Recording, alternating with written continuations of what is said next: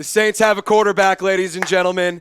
The Saints have a quarterback, and it's not Trevor Siemian. It's not Andy Dalton. It is a real quarterback. The Saints are signing Derek Carr to a 4-year deal. The money is to be announced. They'll figure out the financial parts of that later. But the Saints have a quarterback. It is time to celebrate. The Saints might win more than 7 games. Finally, hell yes. Thank you, Jesus. There is a God. Mike Garofalo saying the Saints are closing in on a deal with quarterback Derek Carr. Sources tell me and Ian Rapoport, after 9 seasons with the Raiders, the 4-time Pro Bowl selection is headed to New Orleans. The first quarterback domino is about to fall, and the one NFC South team has its starting quarterback. Guys, we're going to break this all down. We're going to get my reaction. We're going to get my thoughts. We're going to have some fun with this video. But please, welcome our quarterback to the great city of New Orleans. He is in the Crescent City. He is here for 4 years. He is here to help this team win. Type who dat if you are excited and if you are welcoming Derek Carr to New Orleans, because there's no better way to do that than getting the who dat chant going for him. Who dat, who dat, who dat saying they're going to beat them Saints with Derek Carr, not a damn team. So let's talk Derek Carr to the New Orleans Saints.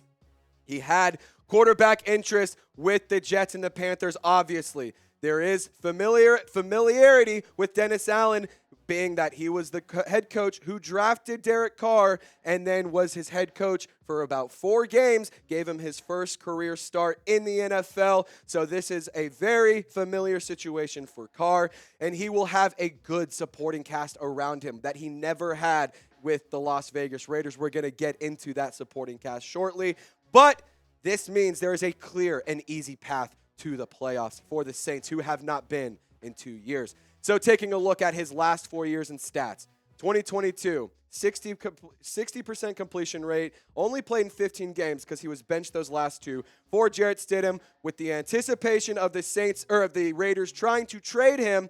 Obviously did not go down. The Saints were high in talks with him. They were very busy in the quarterback market, and they were on an all-out blitz for Derek Carr. 2021, 68 completion percentage, 4,800 yards, 23 touchdowns, 14 interceptions. 2020, 16 games played, 67 completion percentage, 4,103 yards, 27 touchdowns, 9 interceptions.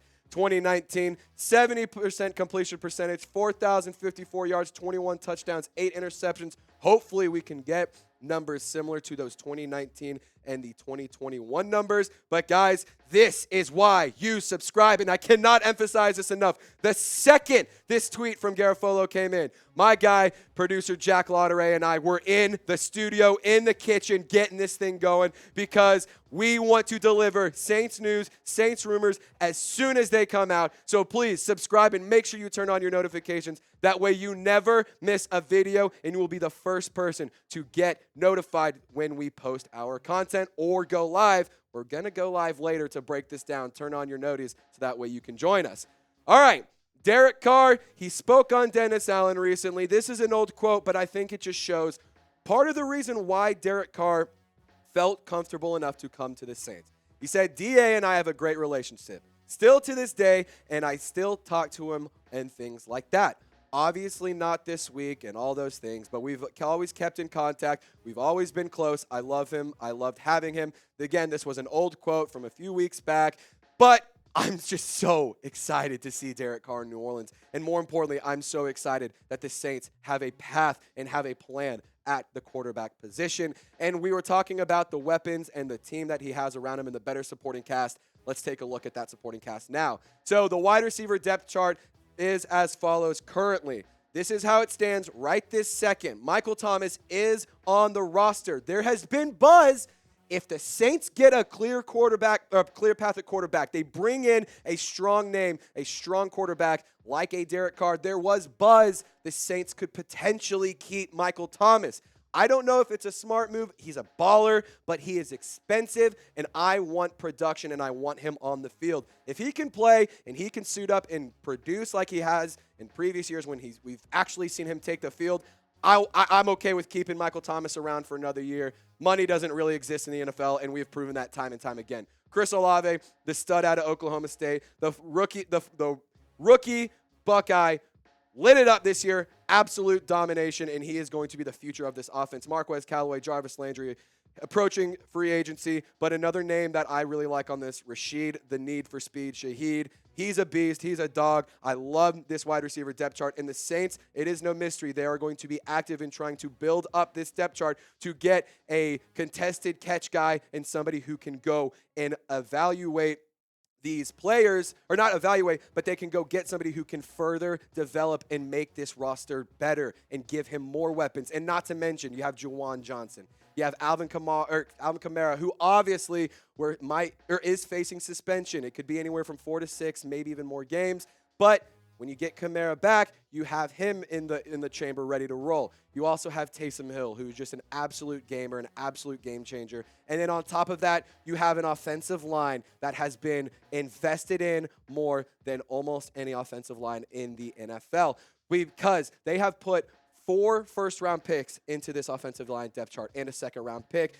James Hurst, Andrew Speed, who the Saints could look to cut, clear up some cap space. Eric McCoy had his contract restructured. Cesar Ruiz took massive steps this year.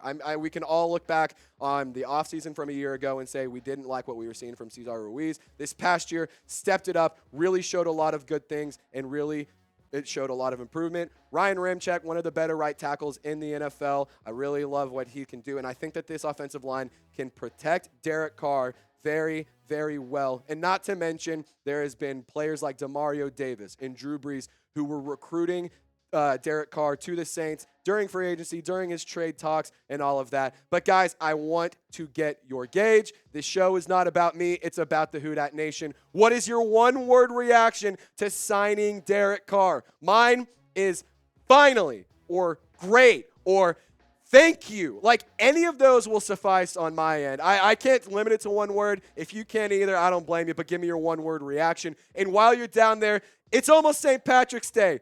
If you're feeling lucky like the Saints are, and you're ready to just say, Ligma Jets, suck it, you ain't getting a quarterback, because Aaron Rodgers is probably going back to the Packers anyway, and you're going to miss out on Derek Carr, you should go get this shirt from chatsports.com/SaintsGreen. We have all of our St. Patty's Day gear ready to roll for you. You can get geared up. Wear it out on Bourbon Street. I know that's going to be popping down in New Orleans, so get the gear. I'm going to have the link in the comment section and the description for you. I'm going to pick up this shirt probably after this next paycheck. All right, so this is my take on all of this. The Saints right now, as it stands, are the best team in the NFC South. And what I will say before I get to my next point is expect Jameis Winston to be cut. This is obvious information. When you bring in a big-name quarterback like Derek Carr, you're obviously going to have to cut a guy like Jameis Winston. We'll clear up about about $12.8 to $13 million of cap space. Very big deal. I'm just so excited to have Derek Carr in the NFC South, because he might be a top 3 quarterback in the NFC. Like, I came up with a list of just some of the top quarterbacks in the NFC. And honest to God, you see what I'm saying? Jalen Hurts, he's great. He's a really good quarterback. Aaron Rodgers, he's good, but he's old. Kirk Cousins, he's Kirk Cousins. Dak is not nearly as good as Cooper Rush. And Geno Smith, my point being, obviously I'm cracking jokes with this, but my point being, the NFC has a very weak quarterback class right now. Lamar Jackson might be headed to the Falcons or to another team. There's all this buzz. There's all this hype. Aaron Rodgers might be leaving, might be headed to the AFC to go to the Raiders or to the Jets. Jimmy Garoppolo, he was in the NFC. He could also look to go to the Jets or the Raiders, depending on what happens with Aaron Rodgers. My point being, the Saints are in a phenomenal position to go and win the NFC South, to go and make the postseason, and not only make it, but maybe even do some damage.